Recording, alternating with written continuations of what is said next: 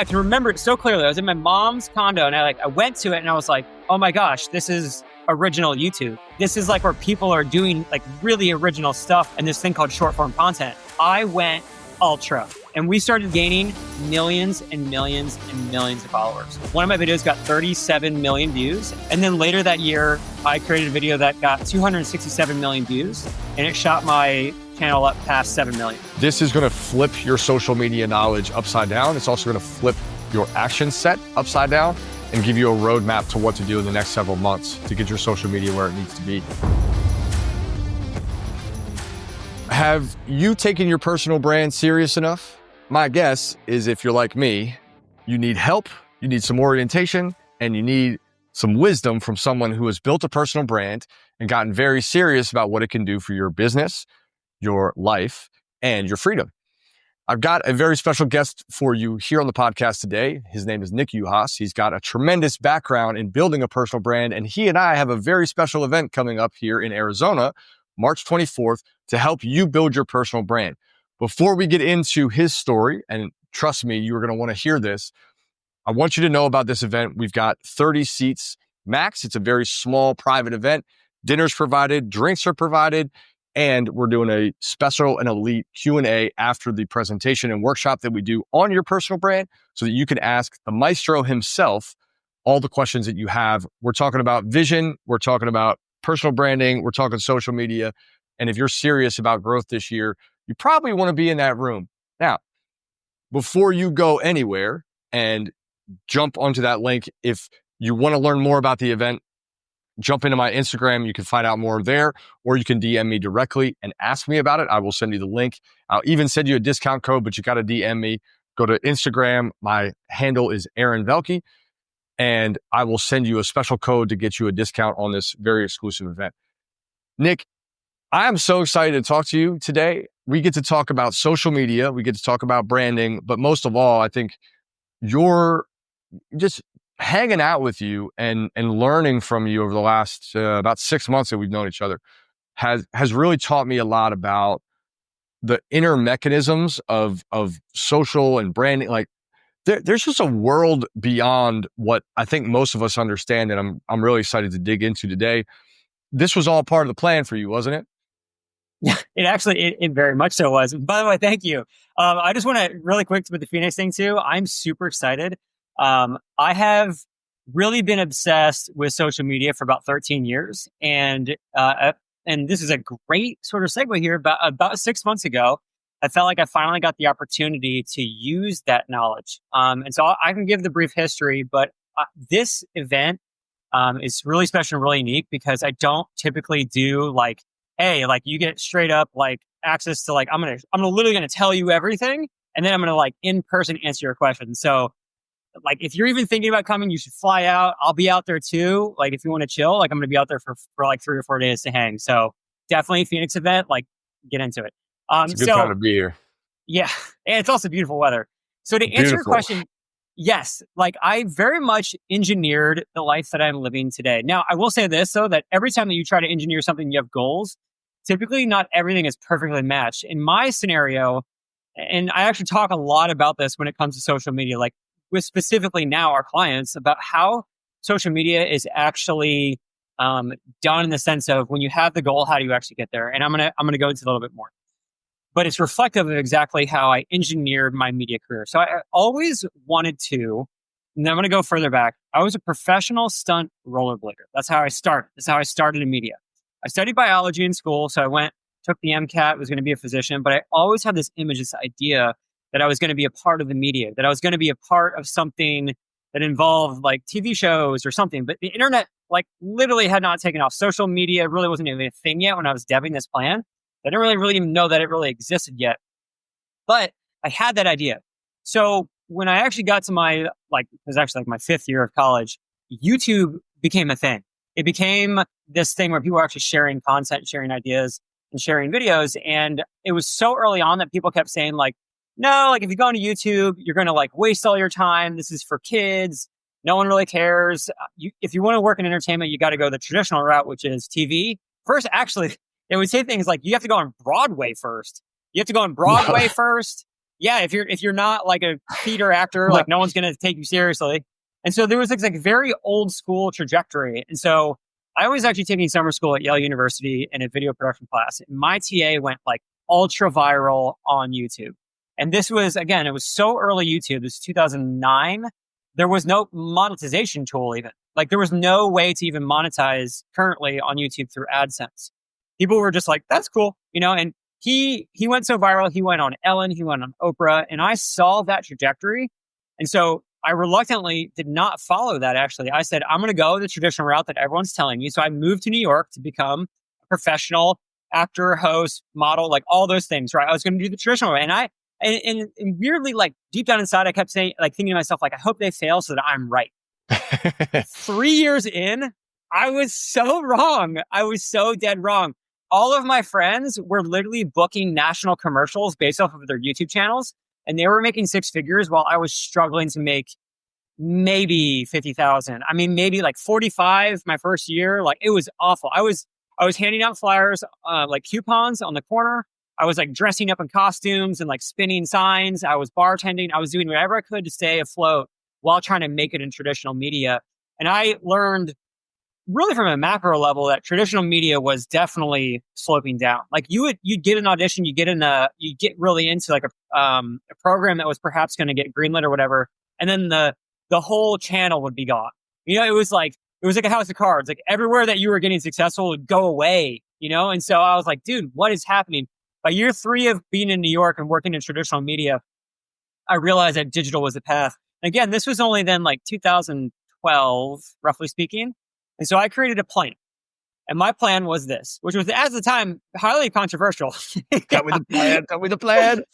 So I saw that there was like things that were happening in both traditional and linear television. And what was happening was this, is that people that were going on reality TV shows or people that were like basically stars somehow in the field of regular television were gaining such a big social media following that they were able to like use that. And again, by the way, this is like still when Instagram is photos, square photos. Like this is just I remember the day. Context. And there was a battle between Vimeo and YouTube at the time. Like it was like, is Vimeo going to take off? Like if you guys even remember Vimeo, like it was actually a battle between Vimeo and YouTube. And so I said, all right, here's what I'm going to do. I'm going to audition. I'm going to go on a reality TV show, like some type of competition reality TV show. I'm going to gain a following.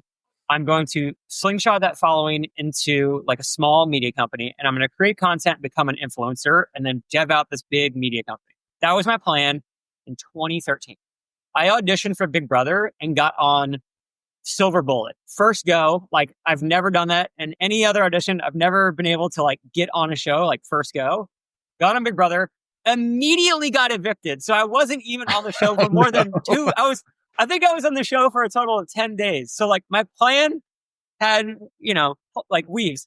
And so, but it worked in the sense that I got the visibility and I got just enough to basically be seen that I started creating a YouTube channel. That YouTube channel was about science, which is why I told you guys I was in pre-med, right? Because that factored into it. So there was a snowball effect of like, hey, keep using what you're doing because this is still a kind of unknown industry, unknown path.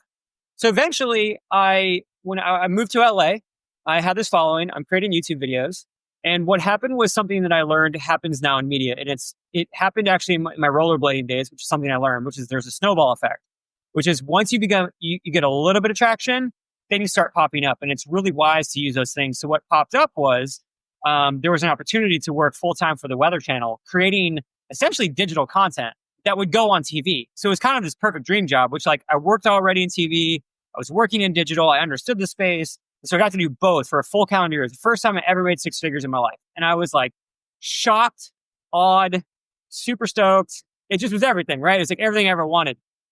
And in that time frame, I started creating more and more digital content for bigger studios. And then eventually what ended up happening is I learned my lesson from way back when I said that I was not going to go into digital. I saw the trajectory. What the trajectory was that if you get into a platform before it's cool, right? Before it's been well flushed out, before there's articles, in the New York Times about what's this new thing, what's everybody doing. If you get in at that level and you become popular, then when it does become solidified and there's a gold rush in, your followership becomes cemented in. So I saw this with TikTok. My niece was like, hey, you should get on TikTok. And I was like, I don't do dances because it got bought out, right? It was Musically. And I was like, I don't do dances. Also, I don't do like karaoke. Not my thing. I was doing science videos. And so she's like, no, it's everything. And I was like, okay, cool. So I can remember it so clearly. I was in my mom's condo and I went to it and I was like, oh my gosh, this is original YouTube. Like, this is like where people are doing like really original stuff because like no one else is paying attention. And this thing called short form content. I went ultra. I took the years of experience of creating a bunch of science content and I redid it all vertical. And I started throwing it all into my TikTok channel. And we started gaining millions and millions and millions of followers. I remember there was a day that one of my videos got 37 million views. And I went from like a couple 100,000 followers to like 4.5. And then later that year, I created a video that got 267 million views and it shot my channel up past 7 million. And then once that ball started rolling, then we started working with brands. We started working with like bigger influencers. We really solidified this company, the Science Factory right here. That's what this is. Where we were basically we were an influencer. I had 5 employees and we were creating content. That eventually expanded us into creating other channels, where we eventually ended up getting 25 million views per month. Actually 75 million views per month over 25 channels. So all this collective knowledge, right, led me to a point where I said, dude, we are doing it. We have figured out like how to get views and how to go from 0 to followership, 0 to views. We figured that out. And so because I figured that out, and you and I are part of the same group, it's an entrepreneurship group mostly, but there's other pillars to it that make you a better human, to abundance. People in that group asked me to give a presentation about social media. Hey, Nick, you know how to do this. Tell us how it's done. And I was so excited. I was like, dude, this is rad. Yeah, absolutely. So I gave a presentation about social media and it dawned on me in that presentation that knowledge that is so inherent to me was so not inherent to other business owners. Truth. And people started saying like, could you do this for me? And I thought, I probably could. I probably could do this for you. Challenge accepted. Yeah. So then by happenstance, I went to Aaron's vision course in Utah, which is really funny because I actually, truth be told, thought I was doing something totally different. I actually thought I was doing a weekend getaway with something that was like a under 40 thing that actually was not related. And then when I found out what I was actually doing, which is like so serendipitous and also very bizarre, but also really awesome. It worked out really well. He was like, this is what this is. This is a vision course. And I was like, this couldn't be better timing. And in that course and in that weekend, a lot of things really came out in the wash. And what came out in the wash was that through all that time, right? And you asked, but again, I always want to bring this back about like engineering it, right? The things I tell my clients now, right, without jumping the gun, is that a lot of times opportunities come available in social media. A big video blows up and you have a choice. Are you going to go in that direction of what your new branding is? Or are you going to say, no, and I'm going to stick with what the branding that I'm trying to force is? My recommendation is that you don't do that. My recommendation is that you take whatever opportunity is the one that is thriving the most and you roll with it and you actually transform your business into the thing that is successful, not the thing that you want to be successful. And then you just keep doing that thing and beating your head against the wall. So what ended up happening in this scenario after we did the vision course together was I realized that the things that came out in the wash were that although I was creating content all the time for the Science Factory, right, which is the science content here, getting millions and millions of views, there was a gap actually, and that gap was I felt actually like I wasn't doing fulfilling work, even though it's fulfilling in the grand scheme of marketing. I felt like there was a hole. And that hole was that I wasn't like one-to-one helping somebody with a problem that they had. Instead, I was basically striving to always be relevant in order to monetize my following. And that's not bad. That still serves a purpose. That serves a purpose to basically be a marketing branch for like bigger companies. And I realize that serves a purpose. But personally, I've been doing this for 13 years, right? So personally, I was like, what can I do?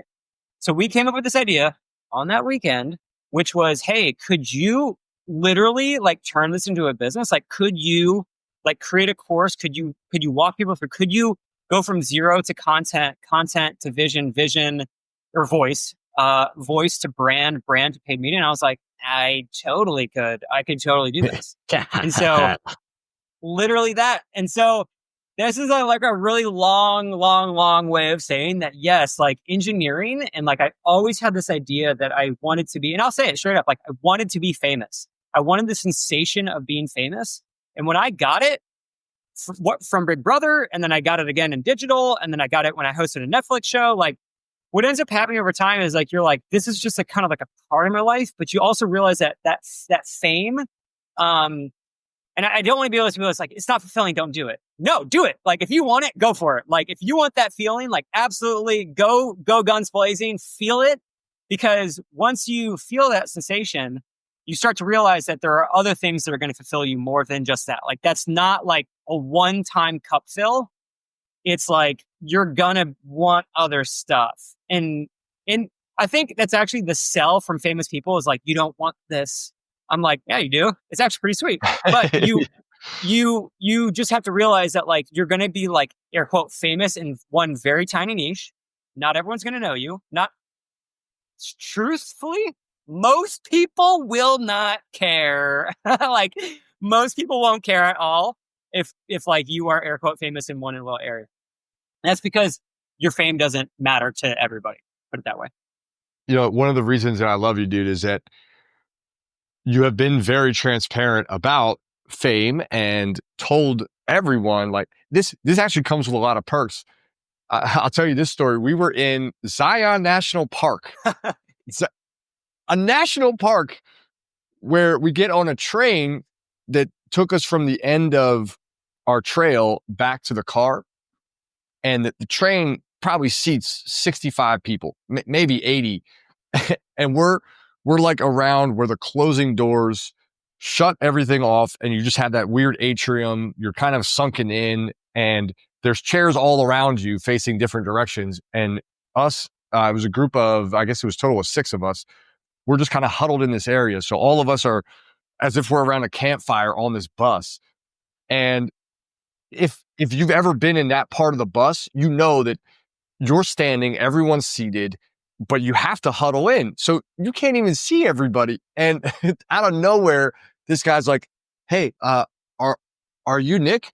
And bro, all 5 of us were just like, there's no fucking way that this is happening on a tram in Zion National Park where someone is approaching you.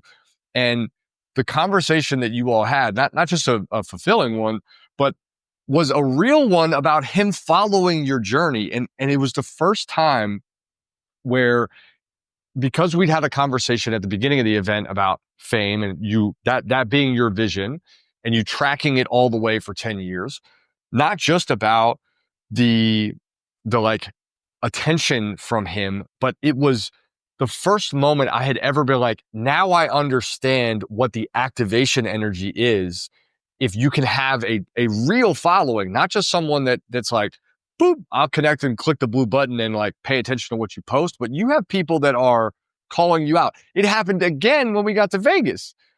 And dude, through this whole trip, you had essentially shown us and told us that you had a vision, you brought it to life about this idea of personal branding, about media, and the way you've connected all these things together says to me that you had lived your vision out, you had found success in that, and you had room to grow again. Is that like, how did you know you were at a place to take off again? What was the internal compass that was like, dude, I think I can go for more here? That is an awesome question. Thank you for asking that, because it's something I actually think about quite a bit, because someone who like definitely identifies as having like hardcore ADD, right? You're like, bing, bing, bing, bing, bing, right? You're like, it's something I thought about the other day. I was telling somebody, so when I was 10, okay, I was 10 years old. Rollerblading was this big thing, stunt rollerblading, like skateboarding, but what with rollerblades, right? It was the biggest thing at the time in the 90s. And I became obsessed. Coming back too. Yeah, which is pretty sweet. I became obsessed. I was so obsessed. And it was like I grew up in Ohio. And so, you only had really like maybe like 6 or 7 months, good months to actually like skate. The rest we didn't have indoor parks or anything like that. So like, it was like, when it snowed, you weren't outside skating. And so I became so obsessed with this idea of becoming a professional stunt skater that it wasn't until I was 19 that I actually became a pro skater. But all throughout my teenage years, I realized like I'm in high school, I'm in Columbus, Ohio. I can't really turn pro here. I don't have access to like the parks or the industry or whatever. But that like stayed with me so much. So like I just couldn't get it out of my head. And so I finally had the opportunity at 18. I moved to San Diego to pursue my dream of being a pro skater. And so to answer your question, what I've realized is this: when did I stop? Right? That's a really good answer. Like when did I stop skating? Well, I stopped skating when I was around 21, 22. I got injured enough to take a pause. And when I paused, I began to reflect. And the reflection was like, what is this like doing for me? And I started to realize like I'm just on a different chapter now. And that chapter was at the time, it was pre-med Nick, right? I was in school, I was very focused. I wanted to do one thing really well, and I didn't want to do a bunch of things mediocre. And so I had like kind of like conquered skating. Like, I had gotten as high as one can go. Like you could go higher, like you could have like a pro skate and a pro wheel. Like I could have won more competitions or whatever, but like I did win competitions. Like I was in magazines, like I did have sections and videos. And so like in my mind, I was like, dude, this is like, I like the feeling of conquering was there. I was like, dude, I got about like 99.7% of like where one can go. And so I lost interest is actually what happened. I lost interest because the thrill factor wasn't there. There was no more growth factor left. And so it wasn't kind of like, oh, when I do this, I'll get this. When I get to this like really cool thing, like I'll feel better. What ended up happening actually is like, I just was like, I just did this sick trick. Whatever. That's fine. I don't care. Well, you lost the love of it. I lost the love, which is really funny because truthfully, like out of everything I've ever done in my entire life, like I love skating the most. It was like it rolled in everything I ever loved about it. I did not love pre-med as much as I loved skating. I'll tell you that. I would be shocked if anybody ever said they loved pre-med more than skating or anything fun. So like how do you know when there's like, you've sort of reached the end and then, you engineer room to grow I would say it's like when there's a calling for more, right? And you get excited about what is the potential for this new thing. And so by the year, it was actually really interesting. When I was doing TikTok, I was starting to feel like, yeah, dude, I've done a lot of science experiments and I just kind of muscled through it. And like, by the time I got to like 2022, like deep COVID, I was like, man, like we're like, I've done this one like 6 times, like I've done this one like 7, but we just rehashed it. And so I was really looking for more that was both like a problem solve and then something that was going to be a little bit more fulfilling. And then I think what happened for the first time ever, and I'm just going to paint context for people who don't work in media. Media is a very interesting game because in media, you basically, it's a crowded space and you just shove yourself in and you just keep shoving yourself in. And the second you're like, I'm good, you get like shot at, right? Because there's so many other people that want in. And so what ended up happening is I, for the first time ever, got approached by someone who was like, hey, do you want to come in this empty room? And I was like, well, yeah, that sounds cool. And so like I came into that space, but it was like people were holding me into that space because they were asking me, can you solve this problem? It wasn't like no one on the internet's like, Nick, like we need you to make another viral video. Like make more science.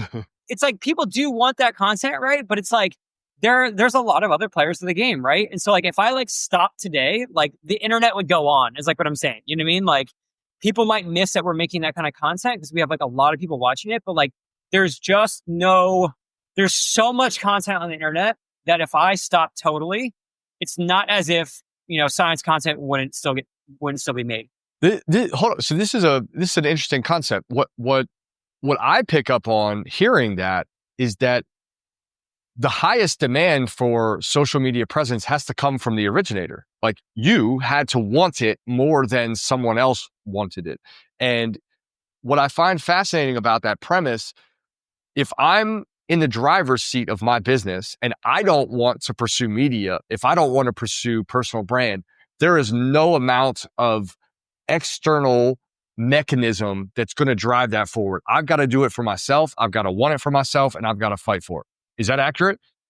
is absolutely accurate. And so here's what happens a lot of times, like platforms. So basically, like when you go to these conventions stuff, VidCon, creator, like Vid Summit, all these places, like the platforms will say like, hey, like one of the key elements of you as a creator, by the way, there's three different types of creators. There's celebrity creator, there's business, and then there's studio. And so those three types of creators, like they approach it very differently. The celebrity creator, they monetize by basically getting all the views and then they become a marketing branch for some other brand, right? A business is a functioning business that makes money with or without social media, but will make more money if they leverage social media correctly because the awareness now opens up because everything's digital, right? So that is that model. So when you're in that creator space, like one of the core tenements, almost like you need is like when they say, and the platforms say this, like, hey, like you need to be passionate about this topic. And that's what they're really saying that translation is that like, hey, by year 7, you're going to be really bored. You're going to be so bored. You're going to be so bored and you're not going to want to do this anymore. Are you passionate enough to go to year 8? And like, this is the big thing around creator burnout, which is like people like, dude, I've just been doing this forever and like, it's just not fulfilling anymore. And this is very real. This is super real. And we see this in real life too, dude. People get these businesses, they run the business and they sell the business. You know what I mean? Like you move on to a new challenge, right? There's nothing wrong with that. And I think though, like within media land, that's kind of looked down upon. They're like, wow, like you quit. And so what's really interesting, and it's funny that you say like, and it's kind of where I am. I have gone through several cycles of burnout. I got burned out on doing green screen. We started doing practicals. I got burned out on doing like big gnarly science experiments. So we did ones with purpose. I got burned out on like doing gold mining videos. I didn't do very well. I stopped doing gold mining videos. Like, so there's like several different like layers of burnout. Where we are now with the Science Factory is like we are doing videos that we care about. So we're still creating content, right? We're still creating. But the caveat was like, what was the oomph that's going to keep me going? I was like, I just have to care about it. I can't do it for views anymore. Like, I can't do it in the sense of like, I'm going to do this only for views. Which is really ironic because like doing something for views and understanding how to do it, that structure is very different than choosing topics that you're like, I'm going to do this one because this one's going to get views versus I care about this one. I'm in a very different chapter of like, as a creator. I, in fact, actually would not recommend people like studying what I'm doing today. I would actually study what I did 5 years ago. If you want to learn how to be a creator and grow your brand, like look what I did 5 years ago. Because what I'm doing today is like more or less like what a senior creator does to keep going. It's a very different.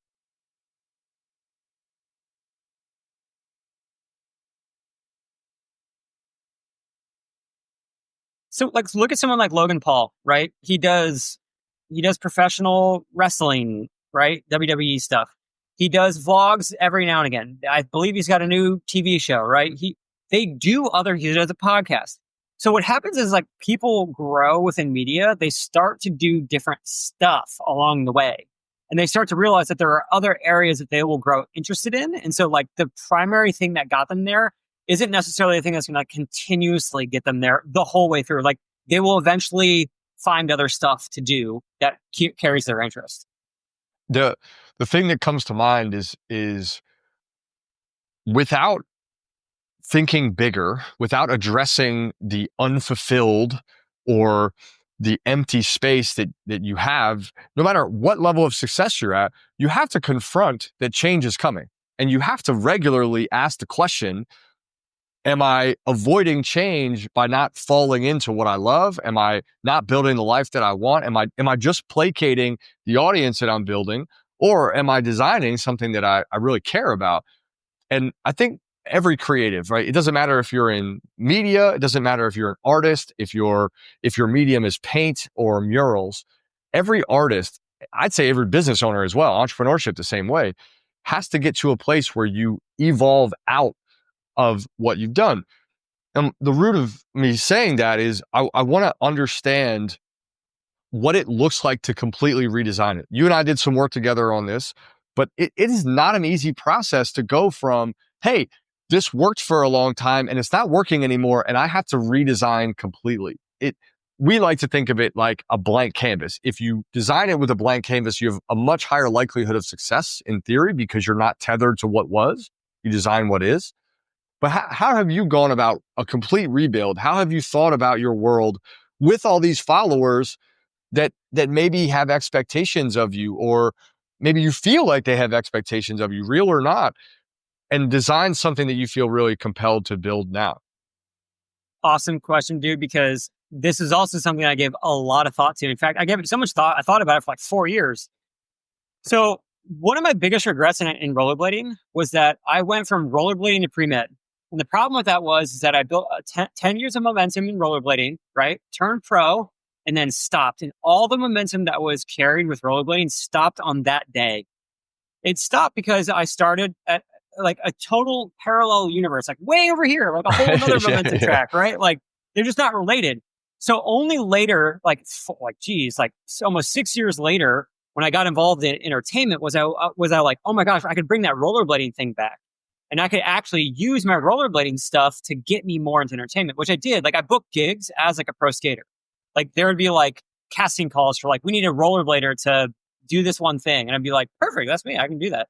And so I realized that like if I like totally, and again, perfect world, 2020 hindsight engineering, right? But like if I said, hey, if I went from skating directly into entertainment, that would have been a move where I could have like carried that momentum forward, and I would have been able to keep going right in. Like transition, actually.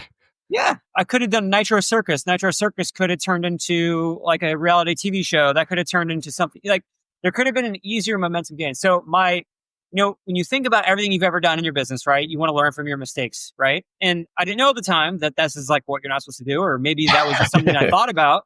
And so I thought, okay, I'm not going to make that mistake again. So how am I going to do this?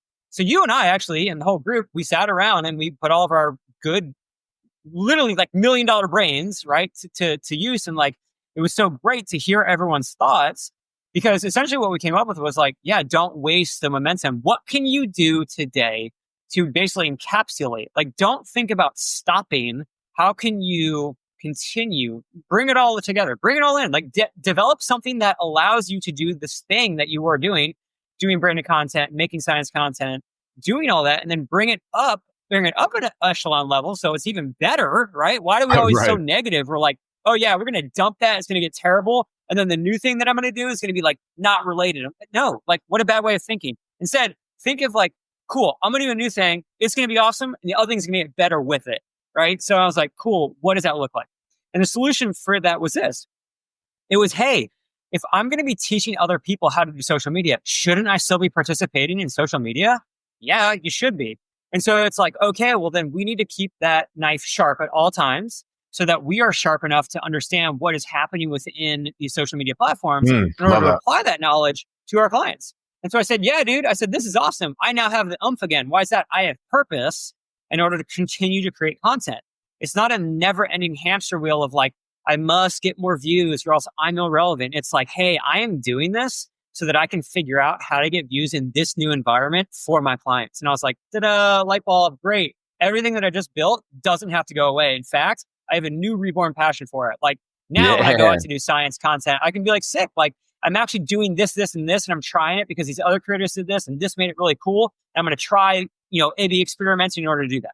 So what ended up happening is I said, cool, we're going to keep the Science Factory brand running, right? We're going to keep going with it. We've built so much momentum. It gives us access to areas that we don't have access to in this other business, which is essentially like big name, commercial branded content land. Like that to us is really fun because it puts our marketing hat on.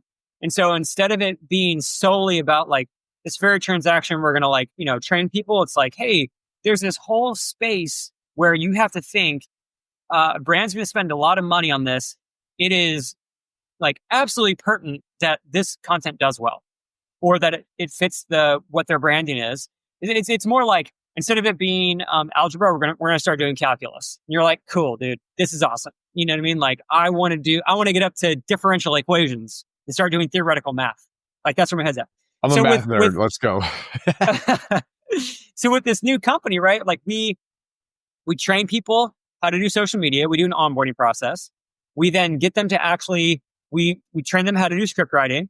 We do a lot of hand holding through that. And so we essentially teach them how to actually film, how to write good scripts, how to do good creative. They film it, we edit it. We post it, and then we do an analytics report, and then we guide them.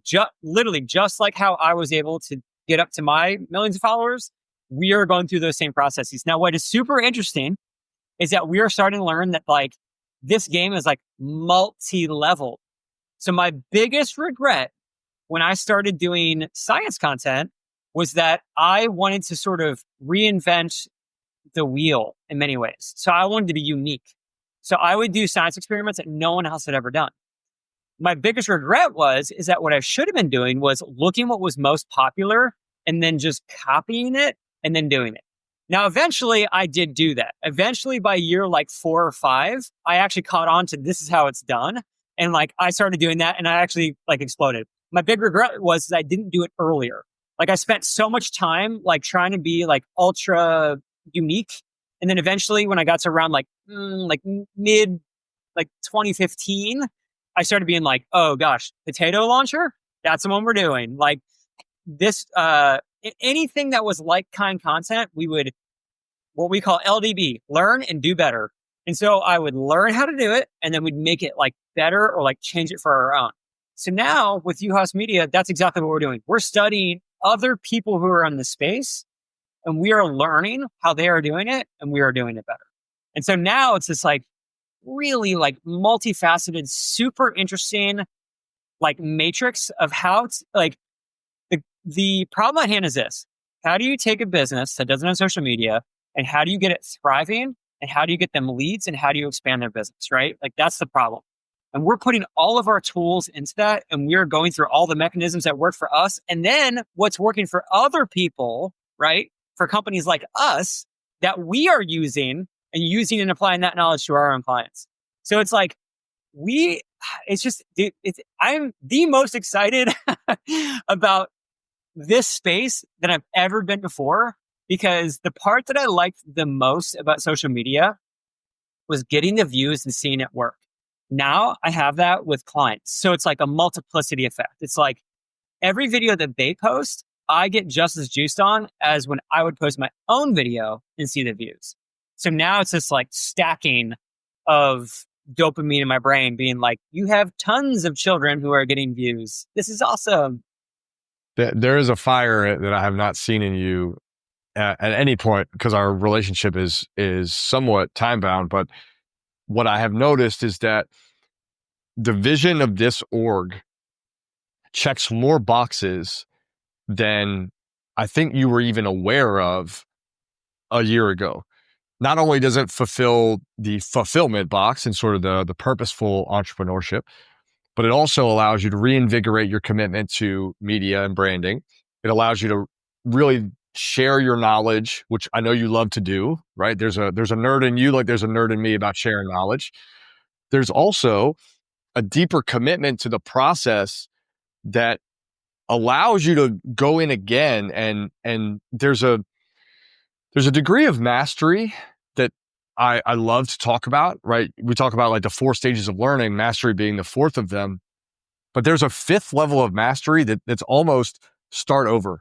And in mastering something to do it, you don't need to understand it and explain it. You just do it. You just perform, right? It's like a sport, like skate. Like you put on your skates, you do the thing, you do the trick. But it's totally different to explain something you've mastered to someone so they can understand it at their level, regardless of what that level is. When business owners have elevated to a certain place and they've mastered certain things, the communication down to their team does not always translate. And in fact, most entrepreneurs really struggle with developing a team because they can't communicate the gap between mastery and inefficiency. The thing that I am most excited about for you and with you is that you are also working on this degree of mastery and then growing the ability to translate to someone that maybe has not had a following or maybe cared about personal branding. So you've got to remaster why some of these things matter, why the metrics are important, why the communication patterns matter, why scripting is important, and don't just wing it anymore. And it's just really nice to see you rebuild who you are. And you and I have talked about how this is also really elevating your personal life, like all of it at once. It's true. And I will say this, and dude, you were spot on that. the difference between doing well and teaching well is a level of mastery that is like beyond, right? And so I'm gonna give you guys kind of like a peek into like I'm gonna give you like a under the hood, right? So it's like what do you do, right? And so one of our I'll put it this way: one of the things I learned through this process was actually something that I just was not at all. I did not anticipate at all. I was like, dude, I literally never thought of it like this, but now that I understand that this is how it's done, this is why it's so important. Here's what is happening in 2025 post COVID, and this is so weird because I feel like this is one of those moments where like this is the thing that everyone's doing and no one's talking about. That's like a hook that everyone always talks about, like. But this is actually that thing. The way that people buy a service or buy anything online right now for small businesses has changed in 2025 in the sense of this. And this is like probably a slow creep, and now it's definitely how people do this. Let's say I want a plumber. Okay. I'm going to tell you exactly how I go find that plumber. I go over to Google, type in plumber, right? And then I do the neighborhood I live in, right? A bunch of little maps show up. I click on the one that's like closest to me, right? Or maybe has the highest star rating. Or maybe like it's an ad, so I'm like, he's probably like doing well, right? If the ad showed up. Or I just go to the first one listed in Google. Click it. I see their website. My brain is saying this. Does he have a good website, right? Because if you don't have a website, I just assume you're not a real person. It's a scam or like, it's just like, it's going to be too hard to get a hold of you. This is something you do on the weekend. Like, you don't take yourself seriously if you don't have a website, right? The second thing I do is I scan the whole website for their social media. As soon as I find it, my brain goes, dopamine, gold, I found it. I go to their social media and then I look at their social media. And if these two things between the website and the social media are congruent, it's like the two-factor authentication. I'm like, yes, this person. Oh, wow. That's a fascinating way to look at it. The person that they are, right? Like if it's like a bunch of videos or pictures of this dude being a plumber, or better yet, if it's him like, these are the top 10 facts about, how to fix your drain. I'm like, this dude is the ultra plumber. You know what I mean? Like, this guy's going to show up and like, not only fucking Mario. Yeah, he's going to teach me while I'm there. He's going to hang out with Luigi. Like, yeah. Dude. So that process, right? Then typically what you do is you don't stay on the social media. You go, yep, check. And you go back to the website and you go to the contact page.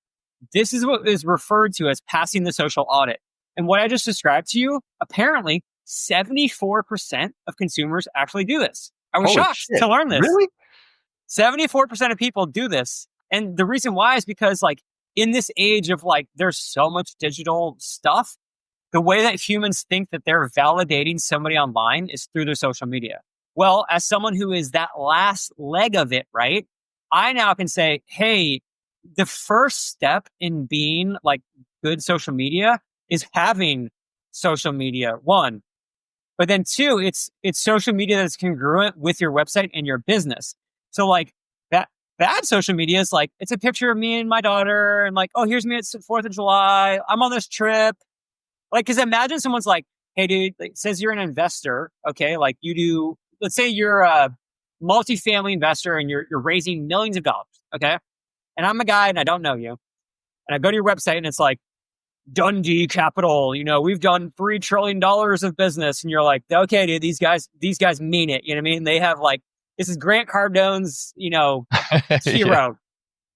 And then you go to their social media and it's just like a bunch of random pictures. And like, none of them are like you at the table, like doing deals. There's like not even a like multifamily photo, right? It's just like you partying in Cabo.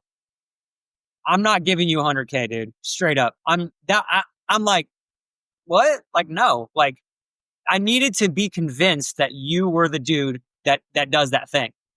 And so what that does now, right, is if you are if you are a business and you don't have social media, anyone who does that and they scan your website and they don't see your social media, you're losing that potential customer. Now there's really like not a whole lot of way to track this, right? There's a lot of ways to track customer retention and so on and so forth. But this methodology that I'm telling you, passing the social audit, there's no way to like track people doing this, but this is what people are doing. Like there are studies that are proving that people are doing this. So number one thing, we build your profile with you. We get all of your branding so that when someone scrolls, you pass the social media audit. That in itself is a huge win. Okay. Then as time goes on, right, your organic videos, some do well, some better than others, right? You need to build that out for about like 3 to 6 months where you're doing a cadence because you're building your voice online. You're also building your brand. What's doing well, you're doing more of those videos. What doesn't do well, you stop doing those. You start to find where the internet is accepting you essentially, right? You're getting views, you're getting followers. At that point, at a certain point, depending on what your business does, let's say you're a local plumber again, getting more views and more followers might necessarily might not lead to more customers. Okay. Makes sense. Because the internet is global and your business is so small. If you have a global business, okay, more followers may lead to more customers. Okay. Or if you have a digital product. So different businesses can use organic social media differently for transactions. The solve for that is at a certain threshold, the person who is like that more local person, they reallocate those monies instead of doing more organic content to get more followers or views. They reallocate that to paid media because paid media is like sniping. It's like you can like ultra dial in. Like I want to like contact people in this little radius. I want them to be of this demographic. And when you pay for it, let's say you're paying for social media, right? A flat fee to do these services. Reallocating it is not going to hurt your organic, the sus or the, we call it the sus test, but it's not going to damage your social audit because you still are putting out content. It's not going to damage your organic leads because you are so hyper specific. And so you can just do both at the same time. Plus the way that you actually get really good paid media is you look back in your organic portfolio to see which videos stuck out and you repurpose those as paid media. And so you have to kind of do both, but you're reallocating your own resources. And so it's like, think of it an analogy of like a plane taking off. Lots of fuel is being burned to get up to 35,000 feet. You're up at 35,000 feet. You're coasting. Okay, cool. Like now that we're coasting for super long, we're going to reallocate resources. The analogy for that would be like serving the food inside the cabin. You know what I mean? Like reallocating resources. Yeah. Yeah. You're on autopilot. You're doing your thing. And so like that is where clients then basically get everything that they should get out of social media. So that is sort of like there is that, if you're getting organic media and you're growing and you're getting leads, the caveat to that is that getting organic leads and growing is a cheaper process holistically than to do paid media, meaning like it's better to grow infinitely. And if you are able to get your leads organically, because there's the space is infinite, meaning your video can get as many views as possible. Whereas in paid media, you basically pay to get a certain amount of impressions. Your return on ad spend that you're tracking. So there is a little bit of like an injunction point where like you have to figure out like, are you that local business or are you getting leads? And then you basically, that branch point happens like 6 to 7 months in essentially. But even if you are that, you got to keep still doing organic in order to find what videos are doing well in order to use those as your ads. So what's really interesting about this, I've referenced social media to a lot of people in our Living Vision program. We've talked about it in other businesses that I've had. And I've often said, social media is the beginning of our relationship with a potential client. In my business in particular, the likelihood of someone buying because of social media is very low. So social media has generated me 0 customers directly. However, it has been the staple when someone hears about us, learns about us, attends a retreat, learns about our program from someone that's been through it, et cetera, and then goes to do what I've never heard before said as the social media audit. And what I've learned is that the more direct you can get with social, the more visible you are, the more commanding you are in your social media presence, the faster that cycle of, is Aaron credible? Is Nick credible? Is this trustworthy? The faster that cycle happens. And I would say that social media has generated me a lot of money, and it's usually indirect or it's adjacent to. It's never been like, I'm not hustling, stickers or calendars, nor am I interested in a direct sale, because I want to validate before I work with somebody. I'm going to validate them just as much as they should validate me. But I really like this idea of the social media audit and how you're able to generate an ecosystem for someone that lives online, so that when someone says, "Hey, I need someone in your world," you're the first person they think of. I really like that, man. What it does, and you said it best. So, and most of our clients, right? They're not like direct sale businesses, meaning like they're not doing stuff that they would be able to sell a product online. And we make that clear that like this isn't really the purpose of this. It is to take cold leads and turn them into warm leads, so that by the time that they call you, like for example, if it's Aaron Velke, right, and you do vision coaching, right, you do all this other stuff. If I watch a bunch of your videos, let's say I watch like 3 of your videos and I'm like, you know what? This dude sounds pretty rad. And this is actually pretty much what I'm looking for. I write you an email, you answer, and then you're like, let's set up a call. And then it's you. You answer.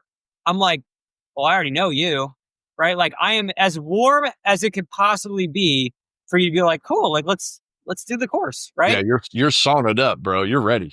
You're sweating, dude. And so that's the idea behind social media, is that really early on, like actually the very first presentation I ever gave was about the multiplicity effect, and the fact that it multiplies you as the business owner. Like you can only be so many places at once, and like you can only be at so many seminars, shake so many hands, whatever.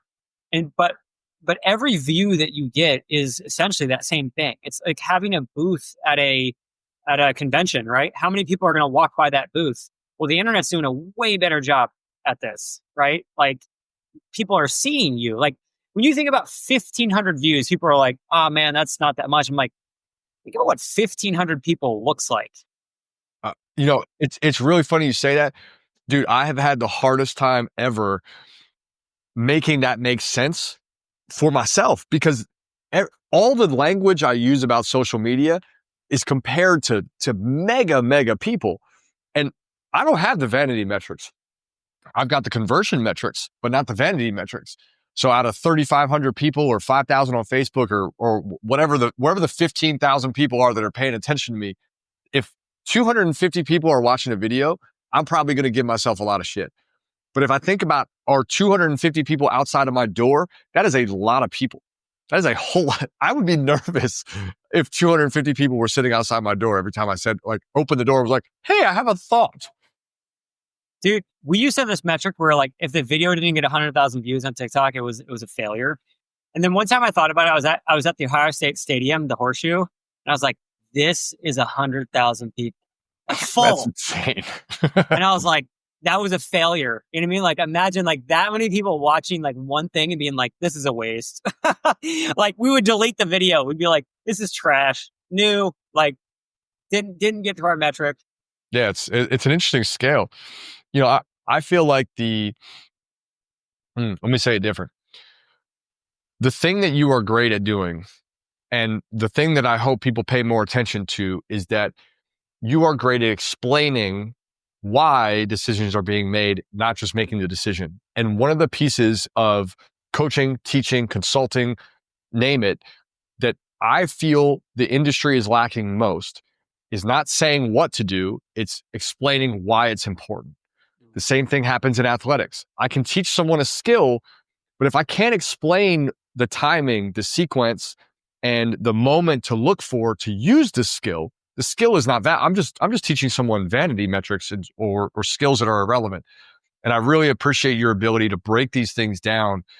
It takes a tremendous amount of time. It takes a lot of failure and testing and probing to really learn why these things matter. And I just want to appreciate how much it has made you better at explaining all of these details. You're good Yeah, I at it, really man. appreciate that. I honestly think, well, this is just how my brain works though. When I get onto something, this is the ADD brain, right? When you get onto something, you can't get off of it. So like I walk my dog twice, sometimes 3 times a day. So when I wake up in the morning, I'm thinking about social media. I'm thinking about it. Like it's not like a job where it's like I have to be at work. Like that's actually what I'm thinking about all day long. Like when I'm walking, when I'm snowboarding, I'm just thinking about like, what would be a better way of doing that? Like, okay. And then because I'm thinking about it so much, like if you were to like look at my hours that I'm spending working, it's like it's insane. I mean, it's infinite. I'm just, because this is just all I think about all day long. And sometimes I'll actually even have conversations with myself about how to explain something. Because if it doesn't make sense to me, then I can't explain it to someone else. Well said. Let's go two more questions. We'll do like a fire round. Uh, I put you through the ringer with questions on your vision, right? To really help you get dialed in. And I'm really proud of all the work that you did to get your personal life, your circle, your relationships, like all of the things that we're putting in. Going through a program where you were specifically working on like what's it look like 3 years away from now? What's the big picture for you? What did that yield? What was what's different because you have that? That is an awesome question. I think the biggest thing is that if you can run, if we're talking about audits, if you can audit like what makes you excited in that vision, I think that's sort of the path to look for. Like, where are you going? Because I think what happens is a lot of times is people are talking about vision, like, yeah, like I need to do this thing. It's always about it's like very problem centric.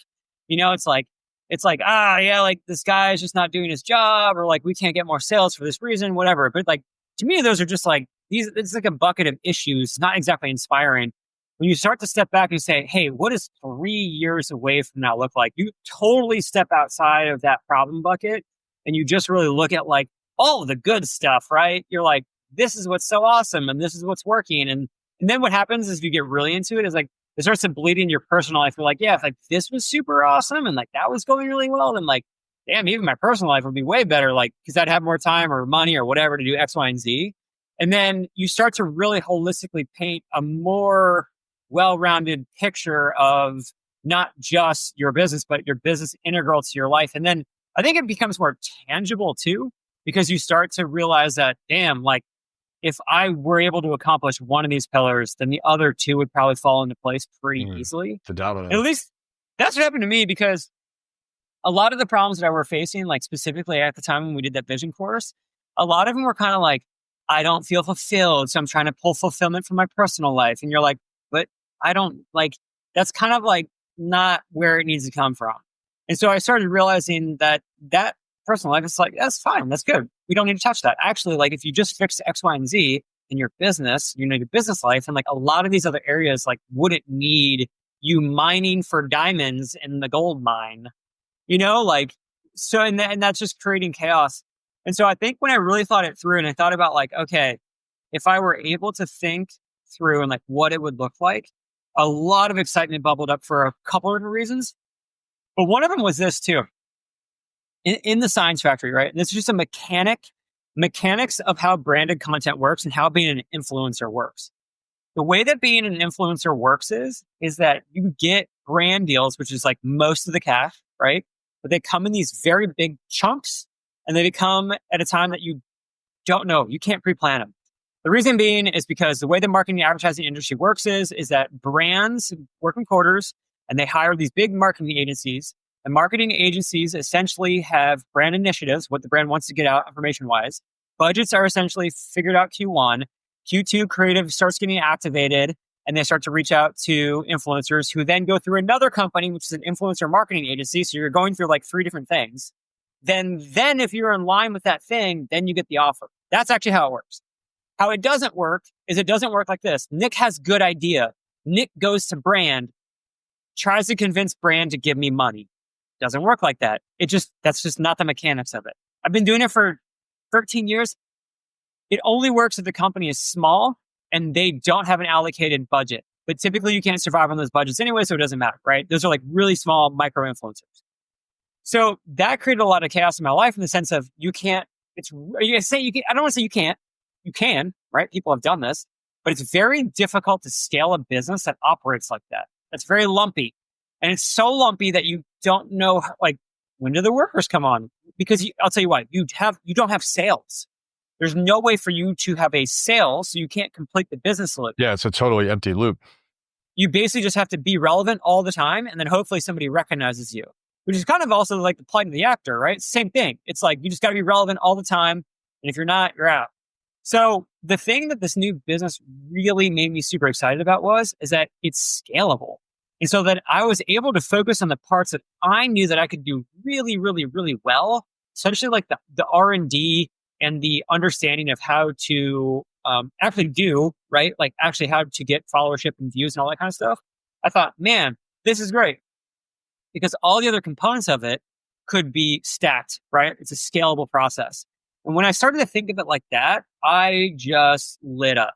I was like, oh my gosh, like I can do the one thing that I can do really well, and everything else can be someone else's job.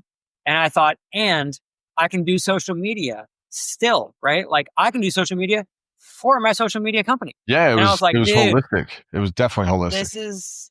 this is it. And so I think that 3-year vision helped because if it was like 1 year, I think I'd still be in the weeds. I'd be like, yeah, like, I don't know, we probably have to get like another editor. And, I'd be like thinking still very mechanically. 3 is a good enough to be like, I don't want to call it fantasy, but it's like, it's far enough out that you can sculpt it how you want it. Yeah. Yeah. It becomes putty. Okay. We're going to time this. This answer's got to be real short because I got to go pick up Emerson. How about what excites you most? Someone comes into the event on the 24th with you and I and is, doesn't matter where they are in their personal branding journey, on their social journey. What are you most excited about pouring into them? I was going to say the truth, which is the truth, but I really want to give them the unadulterated what works because I think a lot of people don't actually realize how it's done. And I think if I could get that aha moment from somebody and I said, hey, dude, like literally, like you've probably been dwelling on this for a long time. Let me tell you from my experience how this would actually work in your business or how you would actually apply this information and skills. If that person was like, okay, sick. Oh my gosh, I didn't think of that. That for me would be like 2 thumbs up. I love that. Well, look, if you're close to Arizona, meaning by even just a short flight, LA, Denver, some of these, 2-hour flights, I can promise you that Nick's going to over deliver on everything we've talked about today in formatting that will be much more approachable because we'll be in a small room with high level people that are committed to making action steps happen. I can also say that the format that we've laid out for this event is approachable without the kind of stickiness and heaviness that comes from like being yelled at about your social or having somebody out of touch that wants to tell you about things that aren't relevant. We've really got a lot of effort put into the programming. So if you are serious about your personal brand, about taking some of the things we've talked about today, or if you want the results of having your social audit checked, check out our event. It's on Eventbrite. Send me a DM. I'll send you a code so you can get a lovely little discount. And the promise that we're more than happy to honor is that this is going to flip your social media knowledge upside down. It's also going to flip your action set upside down and give you a roadmap to what to do in the next several months to get your social media where it needs to be. Nick will be in the house. I'm sure he's going to drop more gems than he could today because we've got an extended format. I'm sure we're going to have other people there that are going to add value to you. And there's no better way to go learn something than to immerse yourself in it. So we've got the environment for you. We've got the opportunity for you. There's a couple seats still left. We'd love to see you here in Arizona. Fly in, drive in, be in. If you're here in Arizona, there's no reason to miss it. If you're out of town, it's a Monday night, March 24th, here at a local brewery that you can't go wrong with a local brewery. So Nick, is going to be a lot of fun. I know you and I are going to have a blast. Absolutely, brother. Where can they follow you if they want more? Everything is at Uhas Media Co. That's like all of our social media stuff that we're putting out tips and tricks and how to do it. And then at Nick Uhas if you love science. I love science. I also love this guy. Nick, man, thank you so much for doing this. It's always fun to chat with you. Dude, 100%. I mean, talking social media, I can do this all day long. We are combining vision with virality. Check us out on March 24th. We're so glad to hear you, see you, and be with you wherever you're driving, walking, playing, sporting, or being. See you on the next episode. Thanks for tuning in. Keep your living vision strong and keep that eye up to the sky. Talk to you again very soon.